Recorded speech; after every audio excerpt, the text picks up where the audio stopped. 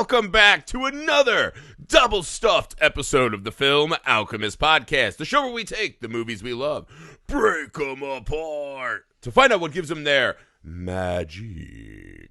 I'm your host, Josh Griffey, joined as always by my friend, co-host, and guy who doesn't remember so well, Alex Dandino.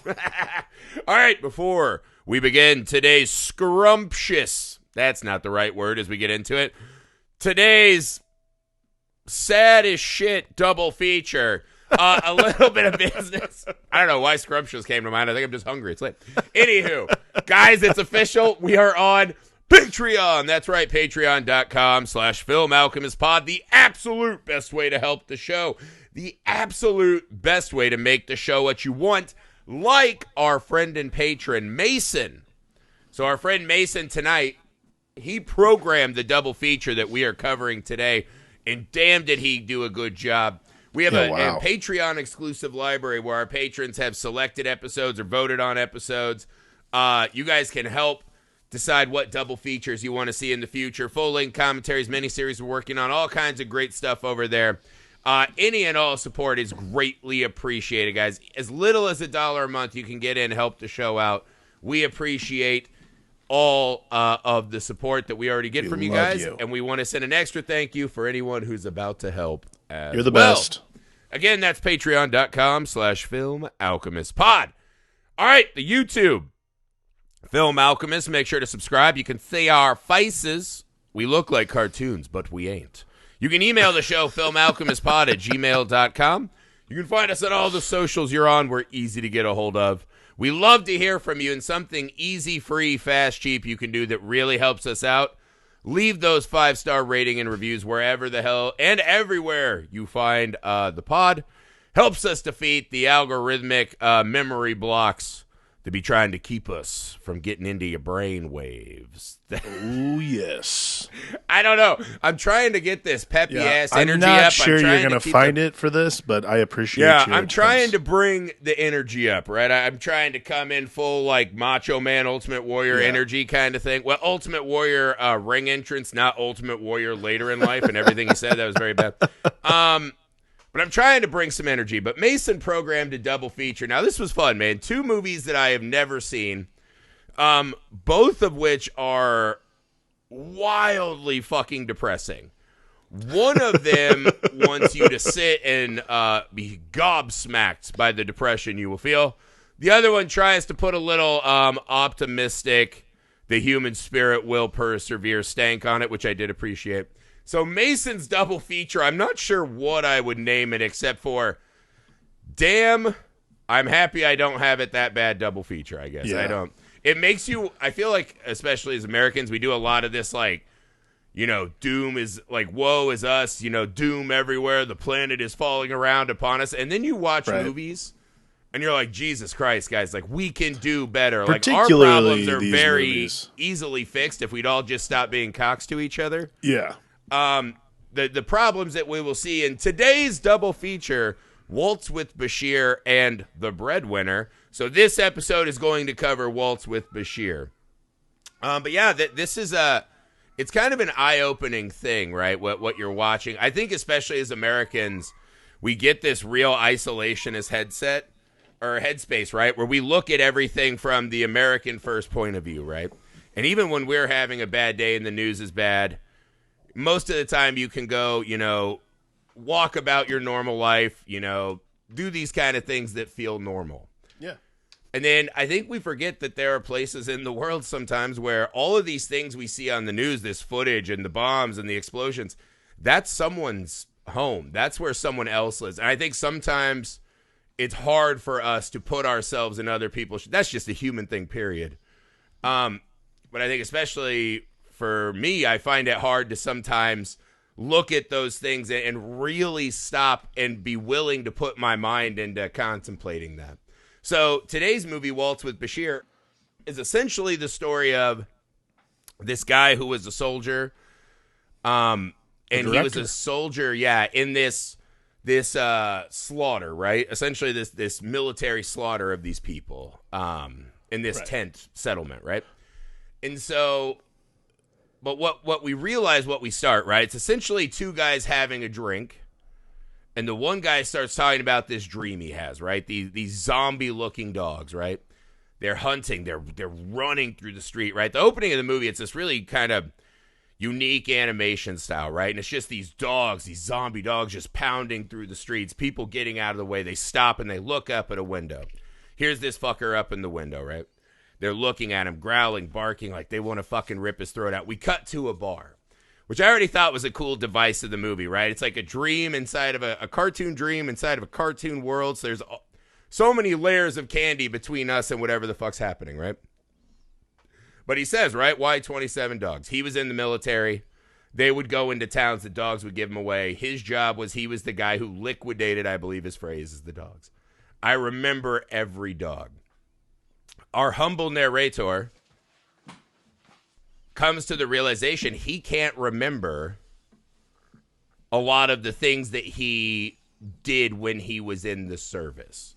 So it's this really fascinating framing of this fucking, I think war is something that we all struggle with. It's such a huge, insane fucking concept. Why do we still do this?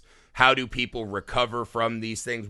How far will people go down these fucking dark paths? And that's what this movie's dealing with. So, Alex, why don't you start me off with your opening thoughts on Waltz with Bashir? Yeah, I saw this movie the year it came out. I had a wonderful film professor in college, Neil Kendricks. He was my screenwriting professor who he was also he wrote for the San Diego paper. He did a lot of interviews. We had a really interesting year of screenwriting class where he would literally let us listen to interviews he did with Tarantino and Paul Thomas Anderson. The other advantage was because he was, juiced in with the local film community, he got a lot of early screeners and stuff. So I think we saw this pretty much around the time it came out in Cannes, which was cool. It was beautiful. I remember watching this in class and just being fucking gobsmacked by not just the story itself. So again, my geopolitical brain isn't very good. I just know that it's based on... Let's preface up front. Yeah. Me nor Alex are not scholarly in geopolitics. No. That's not really what we're going to be doing Anything tonight. I say about the historical context of this movie is based purely on the fact that I read it online on the Wikipedia or the IMDb page. We are talking narratively, cinematically about these films. We are not smart enough to dig into this. Those are the only things I know about. So what I know is Ari Folman, who is the director. Mm-hmm. This is something I don't know if you said this very specifically. By the way, this is a documentary. This is this is the gobsmackingly amazing thing about this. This is a documentary. Mm-hmm. It's fully animated except for the very end, which we'll get to, but. Mm-hmm. Fully animated documentary. Ari Folman took 4 years to make this movie where basically other than two people in this movie who asked to not be, who were okay with being animated but did not want their voice on camera. So basically two actors listened to their recording and did their voiceover for them. Mm-hmm. Other than that, all of these are authentic, interviews, which is really fascinating, really an interesting way to do this. But again, it all takes place basically his experience as a soldier during, and again, I didn't even know this was a thing. And this is the beauty of being kind of an ignorant American in a lot of ways. This all takes place during the 1982 Lebanon War. Didn't know there was a war in 1982. Granted, I wasn't alive then, but again, this just goes back to what we were saying. Our geopolitics are We are not that show, guys. Having said all that, to me, what's really fascinating about Waltz with Bashir, and I don't think I noticed that the first time I watched it, I was so just overtaken by the filmmaking prowess of this. Because in 2008, to make Flash animation seem original. Because we were so, for those of us who grew up with Adult Swim, Flash animation was pretty much the chosen cheapy way that a lot of our favorite cartoons and shit, adult cartoons particularly, were made those first couple of seasons. Frisky Dingo, Venture Brothers, C-Lab 2021, Flash animation was a very popular way to do it. It feels so polished in Waltz with Bashir. And I think that also has a lot to do with just the art in general, which is so comic book based, like heavily comic book, like saturated almost. And it's beautiful, beautiful work. But yeah, it's this strange kind of mix, right? Because one of the things I found really fascinating about the animation, right, is because obviously what it does is it gives us a layer of surrealism and protection, right? A safety blanket against hard truths. right. But what I found really interesting is the way, and it starts kind of melding more and more by the end. But the way at the start, right, when we're in a bar and they're taking shots, it feels more real than when we jump to a scene from the war, right? In the way the animation is used to that's what I was saying, it moves at the nimble pace of a dream, right? So the scenes in the war, there'll just be something, you know, like they're sitting there on the beach, right? When they take the beach and they're fucking throwing rocks at things and partying on the beach, right? And then he's like, hey, go hunt terrorists. And, you know, it's just like a head down, head up, boom. Now we're in an orchard in military gear. So the whole movie is this examination of, right? They talk about this, his buddy, right? The buddy who has the kid playing in the background. He talks about this idea, right? This experiment they did, where these people would doctor photos at a fair, right? Like a fucking big time or a big tent, right? Right. A fucking Pennywise, whatever, you know, hot dog guy.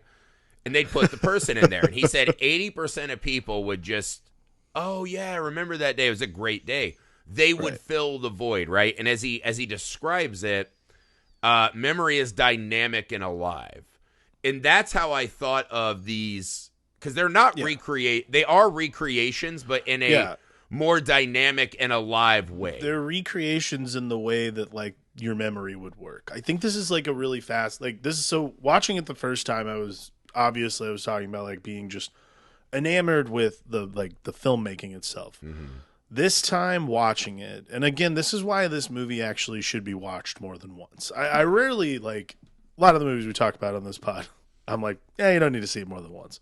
I like watching movies more than once. That's my thing. But, you know, this one, though, requires two viewings simply because once you're past, like, the actual filmmaking and focus more on the story, while the movie has its geopolitical landscape, the movie really is about PTSD and what having to be involved in such horrific things can do to a person. Like, what it actually does to you as a human being. And that's really where the story like lives. And I think that was the thing that I really latched onto this time watching it is how, and again, I was in college the last time I saw this. So like my concept was so far beyond like the selfishness that I had back in college. Watching it today, you're like, you just have and this is great. Griffey describes it perfectly. This is why it's so hard. Like watching these movies is literally like, man, as shitty as America is, good God, we have never had to go through any of this shit. Like it's something when you're watching it and you hear your kids playing in the background, right? I'm sitting on a couch. I have my dog next to me. And you're just like, I think it's such a thing, right? That I can't imagine what it's like to go to bed, wake up, and your home is an active war zone. There's that one scene that was stunning, right? The titular waltz with the Bashir propaganda porn in the background, right? right. And they have this moment where they're all sitting there taking cover, right? Sniper fire, rockets, whatever. It's coming from these tall buildings as they enter Beirut. Right. They're all pinned down. And he talks about how there's just this reporter strolling through. But the thing about it was not even the reporter. It was all the people who just came out on their balcony and are just smoking and watching it like it's a show. Yes. Imagine if I go out to my porch to have my cigarette and I'm like, oh, there's the soldiers fighting and there's just fucking bullets erupting there. And that is just, and that's the thing, I'm of Syrian descent, right? So a lot of my family has dealt with a lot of the terrible things going on there. I'll never forget, we were at a family gathering, and I was like, so, how's it been going? Well, they're like, well, not good. Amo got taken again by the Taliban. They've kidnapped this dude like 3 times. He's a dentist. They keep kidnapping him, asking for like $1 million. And they're like, we don't have it. They'll take whatever. Bring him back. And they're like, we got to go. And he's like, no, fuck that. That's my house. And they just keep coming back and getting him. My mom's cousin they had just built a flat, right, where like they were all gonna live together, and it got hit by a rocket before they moved in, thank God. So a lot of my families just had to disperse, right? And it's talking to them, you're like, Jesus Christ, I'm sitting here like sharing a sandwich with these people I'm related to, and I still can't even barely put my head in that. Yeah. And that's the kind of, because there's a lot of this surreal dream-like, right? Like the guy who's in the ocean and he's swimming and there's lights and mad. But the moments that really get me, right, are the very still moments. So when all of a sudden they're like, you got to transport the dead bodies to the light. These guys are just in a tank with all of these dead bodies at the floor. And it's just a cartoon image. And it's not a particularly vivid or realistic image, right? Nothing that I can relate to on a contextual level. But somehow it feels so fucking grounded and meaty in this moment. And it's just, these guys are just shooting. They do this great effect where they're all just shooting these turret guns at nothing, just into the black. And they're like, well, we might as well, just in case. And then every now and again, one guy will look down and just watch the bodies kind of lifelessly swaying as the tank drives to drop them off at a helicopter. Right. Or like when they're like, we got onto the beach, right? He thought he was on the Love Boat, right? The fucking Love Boat, and the giant lady picks him up and puts her to his teat, and like he's swimming on her, right? Like a raft. Yeah. And you're like, all right, are we doing like a Fantastic Planet? Oh no, poof, explosion. We got to the beach. A car rolled up. And he has that line, right? I recognize that terrible silence of death, right? Mm-hmm. And this guy, his first moment at the beach, right? He blows up on a boat, gets to the beach, and they just mow down a family. Yeah. And I think those moments where this movie finds this really still moment, it cuts through the kind of very flat, two-dimensional cartoonishness of it. Mm-hmm. And it puts you right in these fucking horrifying and visceral headspaces, right? I think that's kind of the beautiful trick of the movie, is lulling you in, making you feel safe because there's 2 or 3 layers of candy protecting you from the fucking absolutely rotten core of what's happening in this movie. Yeah, I mean, I think that's what makes Ari Folman's choice to animate this so compelling. Well, hit me up with that. Why the animation to you? I mean, that's what I was getting at. Like, to me, Ari Folman animates this because this is the thing. We watch the news all the fucking time. Like, we see a lot of horrible things on the news. I mean, besides, like, let's say in this country particularly, like watching like footage from 9/11, watching footage from the London bus explosions. I remember seeing that, and I've never seen carnage like that in real life. So to put the veneer over it, to put the veneer of this like animation, it's not like particularly thrilling animation either. It's not like it's expertly done. I would put it, it's mood animation. And it's not because it's flash. It's specifically drawn like a comic book, like a moving book. And that to me is what makes things so much more, because this is the thing about the stillness you're talking about. Cause I agree. It's really, that's absolutely where this like documentary like lives. That's where it really like becomes an incredible story to tell. Not just a documentary, but like this incredible story. Where it becomes the most compelling to me is because comics have that way of like, have that stillness. Comics move with your brain. Like, you read those books. This is the first time I've ever watched something like that moves the way my brain moves when I'm reading a comic book. Like, in the middle of the piping, in between the panels, I'm thinking about it and watching the book move as that goes. This does the same thing, in this like quiet stillness of not over, like, yeah, there's action, of course, in this film, because there's a lot of war documentary acuity to it, but like there's something so visceral about, you see animation, you see someone's representation. This is the same reason that like Mouse works really effectively as a book. You see someone's visual representation of something that happened. Then you imagine, holy shit, wait, this actually happened to somebody. There are pieces of this that actually occurred to somebody. The thought and the work you do as a person to listen to, like, think about those things is so much worse and so much more visceral than anything they could put on screen, short of like live footage. But even then, they're doing the thing that we always hope for. Like, or the thing we always hope for when we're watching stuff that's going to get us, that's going to make us feel something, is it is not about, oh, how scary can I make this? It's like horror films. Horror films like that we love don't always show us everything. We were talking about this a couple weeks ago with a movie we watched. If we don't see everything, our brains make up the rest of it. And that is so much worse than having to see what's going on. And that, to me, is what makes Waltz with Bashir so compelling, is like, I see what's going on, but it's also animated. The veneer of animation gives that same facade of like, holy shit, what did it really look like? That is always the thing that I think about when I'm watching this. Well, I think by the end, right, you're like, there is no more. Our horror movie theory works because it's a fictional tale, right? That last minute of the film. Well, yeah, you're like that. That's just the last minute of the movie. The you're worst, most. Now we're not talking about fictional like story devices. Not this even is close. Just like we're gonna hold your fucking real face to a reality, right? What I think is fun about the style. I mean, if fun is the right word for anything. I was just about to say, fun's the one you're going to go with, huh? It's the way it reminds me. I recently just rewatched this movie with my son, right? Adventures in Slumberland, right? Mm-hmm. Little Nemo. It's a big love of mine as a kid. And it's just this guy floating around on his bed in his jam. He's like doing fucking magical sleep world shit, right?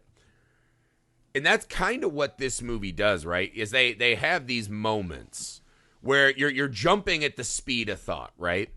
As these people are recanting. And again, I think it reminds me a lot of how actual memory works, right? I was watching that Pennywise documentary, and Stephen King talked about how little so many of us have from our childhoods. Right. That just naturally the memory goes, but those big things we have, we fucking craft into these giant monuments, right?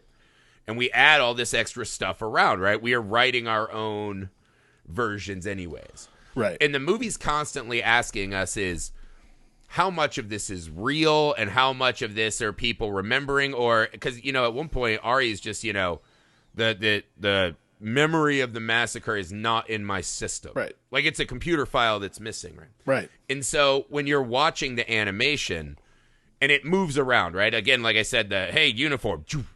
Immediately we're in another place, we're in another thing, and it's not jarring because it's animated, right? Right. You can move, you accept these kind of broken laws of time and location, whatever. And this kid shoots a rocket at him, right? And then all of a sudden they shoot back. And this is where I think the stillness draws extra impact. Because as they look at that kid, they're like, it was just a kid with the rocket. And Patchouli black belts, like I saw him. I saw the kid. Right. And we all fired on him. And then they cut to this shot of just this bloody mess of a kid who, God only knows what led the kid to that orchard in that moment. And, again, I don't know about that shit. I just know the idea of a kid having to even be in that spot or make that choice is fucking horrifying. And the idea of probably taking the shot at him is probably equally horrifying. But what happens is when that moment, right, when that kid's laying there, the movie stops and slows down. It makes us see that. So even though there is this candy coating, because it's hard to watch an entire movie that's that last minute of the film, right, we still are getting the information, the emotional trauma of that moment. And also when it slows down, it reminds you, the slower the scene gets, the more that's the thing that is real, that they're rewriting the rest out. That is the image that is haunted and locked in these guys' brains that they'll never escape. The rest of it, the free-flowing, fucking rock and roll high school beach moment, that's probably played with a bit, right? Sure. That moment feels exactly like what happened. Right. Well, I mean, that's another thing that makes the animation so compelling is, like you think about the way we remember things, and they always, it's a play on memory to me. And that was another thing I really liked about this when I first saw it, which was I do like the play on that memory. Like, because I agree, I think when things slow down, when you see very specific pointed moments, like there's a lot of like close-ups particularly, I think in this one play a big part in that. That's where, that's probably a very specific image burned in your brain. That's an image that, and again, like, I don't know if you'd have this. I have recurring dreams. So it's one of those things where like, I do have things that are very like, those images are very clear when I wake up in the morning. So I think again, the whole movie is this play on memory and what it is that we remember, and like what it is that it's not even selective memory, but what it is our interpretation of that memory. Like, yeah. and I think that's really kind of like what ends up happening with Ari's character in the whole movie, like especially towards the end, like where he starts actually analyzing why it is that he has these huge gaps in his memory. Yeah, well, like I'm a go to the bar, shoot the shit storyteller guy, right? Sure. Every story that someone hears me tell at this point in the life, I've fucking been churching up, right? It's in the old writer's room upstairs, and I'm like, change this, upgrade that a little, It's just who we are. It's the nature of what we do. And what being actually inside of these guys' minds, right? You're of course are going to see that. Why are they speeding up some parts and slowing down others, right? Like, and this movie also plays a lot with these kind of, because they don't do a great job all the time, and I think this is on purpose of really capturing the human essence outside of the soldiers, right? But what I think we see, right, the scene that like really stuck with me. And again, I don't think they're trying to put like a human face. Like the movie we'll talk about, Breadwinner, it's really important to get inside of the other headspaces, right? I think what the movie's telling us too is how easily we're able to dehumanize others and fall in line, and how there's this group memory thing, right? So even the Waltz with Bashir scene, right, as he's doing this bullet ballet, they talk about how there's this porn of this commandant plastered everywhere, right? And the guy's like, I was almost erotic for him, right? Like sending these guys to die in that image, like, I got to do this. And you're like, you notice he's never in any of these memories. He's not on the fucking front line. He's just a fucking poster. But how easily we can fall into these. And I thought the scene when they talked about the dissociative events moment, right? Where the doctor's like, we all have these things. It's like looking through a broken camera, right? And he talks about the photographer, and he comes upon this stable, and he sees all of these just fucking maimed and injured Arabian horses, right? It's fucking brutal to watch, right? They're just kind of limping around. Yeah. The teenagers from Thoroughbreds are just fucking getting moist. They're like, yeah. Sorry, some levity for fuck's sakes. But anywho, you see all these fucking broken horses, right? And there's a line that just fucking like smacks you in the face when he said he couldn't understand this moment, right? He'd been taking images of all these other fucking acts of war, these fucking heinous crimes against each other, right? The spirit of mankind. Yeah. But somehow seeing the horses suffer, and he just goes, I couldn't understand what they had done to deserve this suffering. And how sometimes, and this is the mouse thing and this and that, sometimes because that's a horse, right? It's a blank slate that we pour into and anthropomorphize to our own fantasies, right? Sure. We can sympathize so much easier than at the end, it feels exactly like we're just looking at a bunch of faceless old men and faceless children who are also forcing you to ask, what the fuck did they do to deserve this fucking tragedy? Right. And I think, again, that the guy's looking at it through a camera, so he has a built-in reason to protect himself. Right. And I think a lot of this movie, through the animation and the style, is giving us all of these guards, but also forcing us to address, hey, man, we recognize the animation and how it's hard to watch a little girl whose hand is sticking out of rubble and her face is dead and see that as a cartoon. It feels not enough. It feels disrespectful almost, right? And so by the end of the movie, we're almost fighting against the animation until it drops, and then we're like, dear God, please bring it back. You know what I mean? So it's this really interesting, what images do in techniques do we all use to rewrite our life to make it better in our own minds? I mean, that's exactly what I think. That I feel this time watching it, that feels exactly the point of the movie. Like, less about, obviously it's a documentary, so it's about what happened and that kind of thing, but it does feel like it's about not necessarily rewriting history, but but practically writing what it is that you feel, like what it is that you've experienced. We're rewriting every moment of every second of every day, right? Of course. I mean, this show gets edited down, like, you know, we edit ourselves Not constantly. us, just this fucking straight dick. But that's what this movie does, is address this sort of like it's not unnatural, but this sort of No, it's very natural, actually. This natural editing we all do to ourselves. Like, there's traumatic things that we all block out, that we all decide, like, I'm going to choose to imagine that a different way altogether.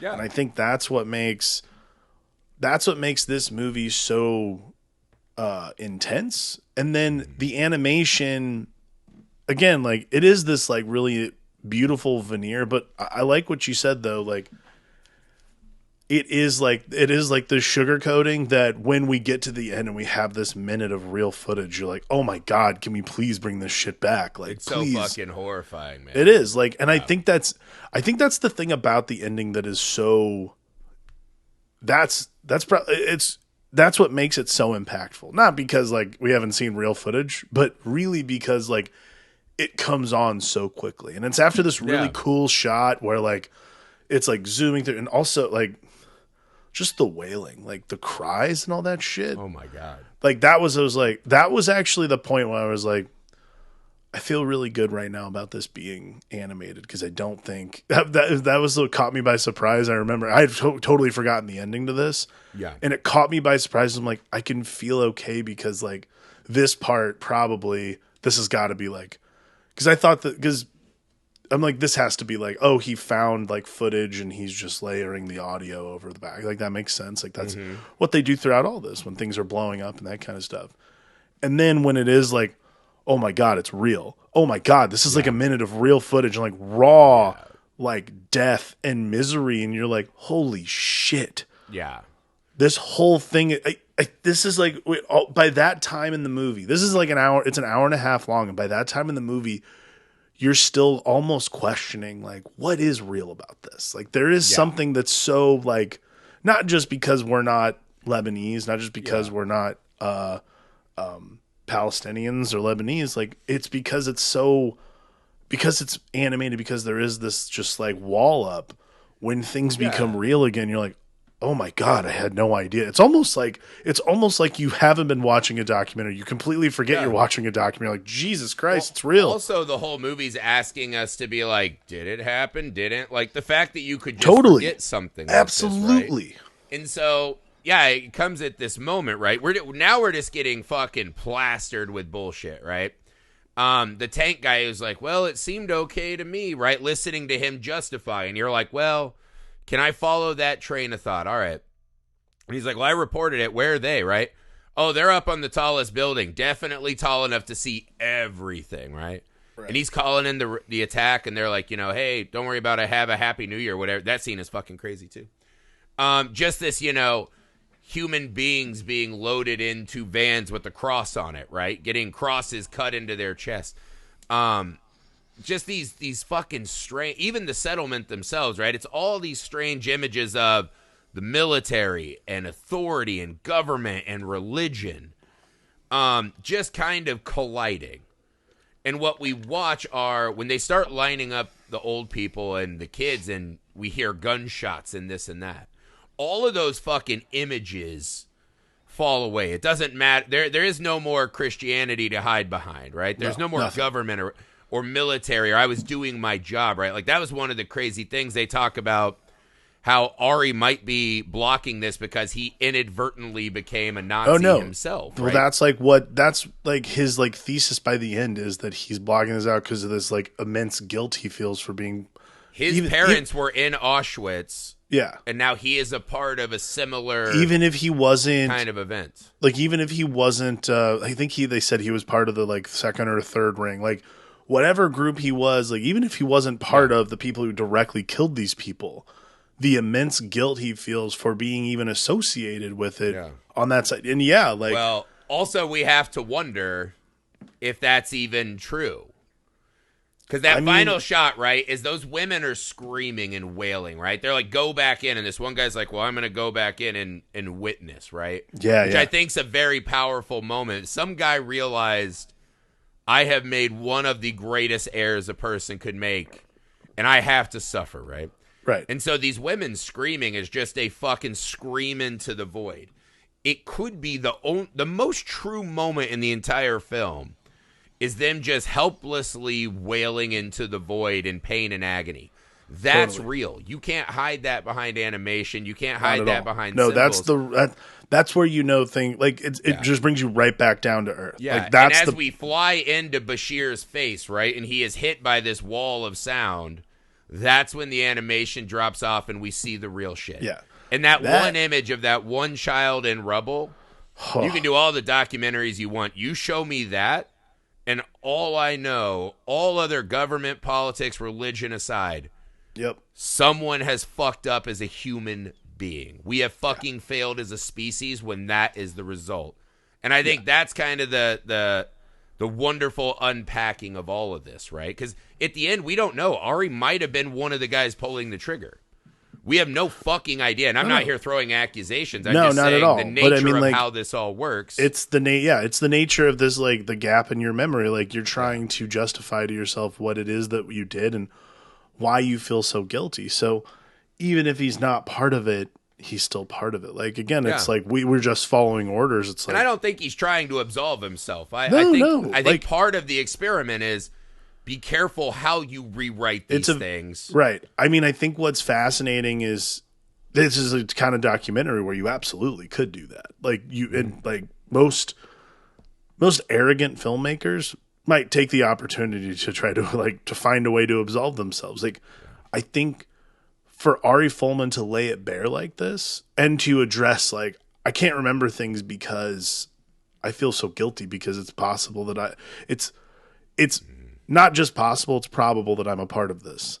That, like, that's the level. Fired his gun. Who knows how many times, right? If not those people, it could have been someone. Could have been anybody else. Like, there's a level of honesty that comes with this movie that is so unshakable and so, like, and so counter to what's happening on screen. So that when, like, and again, I love that shot. That last shot of animation where it just zooms through the crowd and like the women wailing and crying, like, that was honestly, like, I was like, this feels very real. Like, this part, more than anything in the whole documentary, this part starts feeling more and more real. And then, like you said, once we cut to the real life, you're like, wow. Like, it's just such a shock drop, and you're like, Jesus Christ, I've been in, like, a day. It feels like you've been in a daze for like an hour and a half, and you're like, oh my God. Hiding behind words and excuses and images and institutions.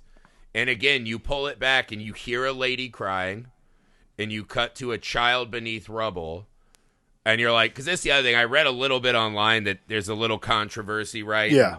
Definitely. People are like, well, it's very one-sided, right? They're not telling it both ways. Well, the whole thing was banned in Beirut, I think, like that. I'm not nearly scholarly enough on any of these events to tell you one way or the other. Right. Again, I come back to that image is an impossible to deny truth. Massive amounts of failures by massive amounts of people, both giant groups of people and individual people, led to a failure. We are not living up to who we should be, right? That should never be the end result of any of our endeavors. And it's hard, man. And that's not the first kid in the movie that dies. That's the first one we see in real life. But still through a camera. That's the other hard thing as an American. We're always looking through the camera. And we have mass shootings here and stuff like that. So that, I mean, it's not like we have nothing going on to be terrified of, but this is a war zone, right? Every single minute of every day is a mass shooting or a bombing, or it's just the absolute nightmare. And again, as I get older, I don't understand so much of how we just treat every other person like they're so useless, right? Like, how are we okay with just throwing someone in a cement room for 50 years? Like, that's not shit. Right? Like, that's shocking to me. And why do we still have these fucking wars? Like, I still don't even know what the fuck they're fighting about. It felt like religious, whatever. It is. Why? I mean, like, this can't be. And again, that the breadwinner is a little more almost like a child who could grow up and maybe forge a better world about this. Sure. I mean, which again is just a fucking delightful well to drink from after this movie. They're a really interesting pairing in that way. Because this feels like the guy who made the bad choice and now always sees it through that lens versus, the breadwinner is about the child who has the bravery of a storybook character and could maybe make a difference. And they're a really interesting pair in that regard. I love this. You never feel, it's not a documentary like, aha, the rock hard truth, like an expose. No. We got the document that proves everything. Right. The only proof we need is that horrible, horrible atrocities happened. And, as soon as these things happen, people and governments and institutions and churches go into, how are we going to spin it and change everyone's memory writ large to ignore what's happening? And I think it's important at the end of the movie that they fucking slam that into our gut. Yeah. I mean, to me, what makes the, like, truly great documentaries, like truly wonderful things that are made about the real world, and wonderful is the word I'm using. Yes. Are like the subjective ending is never supposed to, even the objective ones, to me, is never supposed to be about a resolution. Like, aha, I've cracked the case, or like, aha, I've discovered the truth of this world. I think the important thing is that there is no empirical truth. Like, other than what's right and wrong in a lot of cases, because I'm not saying that the world isn't filled with gray, but when it comes to these kinds of things, the empirical truth is what you need to survive. And that, I think, is what's great about movies, documentaries particularly, that cover these kinds of things, is that, again, I'm not a scholar. My geopolitics are not good. My political science is terrible. But I know when I see something that probably shouldn't happen. When you see that child, you know that everyone involved was wrong. They're wrong. Like, period. And I think whoever helped make that happen was fucking wrong. Right. And to like, right? But what I'm getting at is that great documentaries don't search for the truth. They search for a truth. And I think that's what makes Waltz with Bashir that's a great way to say it. So compelling. Yeah. Is that the truth is he's not absolved. Ari Folman does not absolve himself because he knows he was involved. Yeah. And I think that's the thing too, right? Is instead of unpacking every reason that led to this, it's just showing you how we're all adding to the authorial quilt of the moment, right? Yeah. Ari didn't make the choice to, go in there and do this massacre, but he made a lot of little choices, letting a lot of little things maybe go that he shouldn't have. Next thing you know, if 1,000 people do that, if 1 million people do that around the world, and we can fucking make those choices and dehumanize and shut things off, well, now you have massacres and wars and fucked up shit like that. And I think, again, I always appreciate movies and documentaries, right? These big like war is an impossibly huge and insane idea to wrap your head around.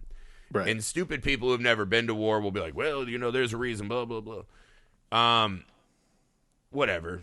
I think what you do, though, you take something that big and you just laser focus it on one image, and you've done a great job. If you can handle that, and I feel like the dream walk to that waking nightmare was just achieved in a stunning manner in this film.